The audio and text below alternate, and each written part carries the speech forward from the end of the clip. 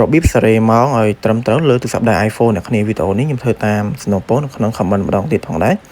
ឥឡូវនេះយើងចូលទៅកាន់ setting របស់យើងមកនឹងឲ្យកុំឲ្យខាតពេលយូរហើយម្ដងហ្នឹងអ្នកគ្នាអូសមកក្រោមតិចមកអ្នកគ្នាចុចពាក្យថា general ឬក៏រូបកងចាក់ហ្នឹងអ្នកគ្នាហ្នឹងឯងសម្រាប់អ្នកគ្នាទិញទូរស័ព្ទថ្មីថ្មោងអីអ្នកគ្នាអាចធ្វើតាមខ្ញុំបានហ្នឹងឯងបើសិនជាអ្នកគ្នាអត់សេរីម៉ោងឲ្យដើរត្រឹមត្រូវទេ setting ឬក៏កន្លែងមួយចំនួនអាចដើរមិនប្រក្រតីឬក៏ដើរវល់ចឹងទៅអ្នកគ្នាហ្នឹងឯងតាមខ្ញុំដឹងអ្នកគ្នាឥឡូវនេះម្ដងហ្នឹងអ្នកគ្នាអូសមកក្រោមតិចមកអ្នកគ្នាចុចពាក្យថា date and time អ្នកគ្នាហ្នឹងឯងម្ដងនេះផងដែរបើសិនជានៅកន្លែងនេះលោតពាក្យផ្សេងមានន័យថាកន្លែងហ្នឹងលោតម៉ោងទៅប្រទេសផ្សេងចឹងទៅអ្នកគ្នាយើងចុចនៅកន្លែងពាក្យថា time ហ្នឹងអ្នកគ្នាហ្នឹងឯងហើយម្ដងហ្នឹងអ្នកគ្នាចុចនៅកន្លែងកៅយិតអ្នកគ្នាវាយពាក្យថាភ្នំពេញយើងមកអ្នកគ្នាហ្នឹងឯងភ្នំពេញហ្នឹងឯងភ្នំពេញ and Cambodia អ្នកគ្នាយើងចុចលើហ្នឹងមកហើយអ្នកគ្នាបើកនៅកន្លែងនេះទៅហើយម៉ោងរបស់យើងនឹងដើរត្រឹមត្រូវវិញតែម្ដងអ្នកគ្នាហើយវីដេអូចែកម្លែងខ្ញុំក៏មានតែប៉ុណ្្នឹងផងដែរបើសិនជាអ្នកគ្នាឆ្ងល់អីអាចសួរខ្ញុំបានថែមទៀតហ្នឹងហើយអូខេបាយបាយពុកម៉ែបងប្អូនអ្នកគ្នា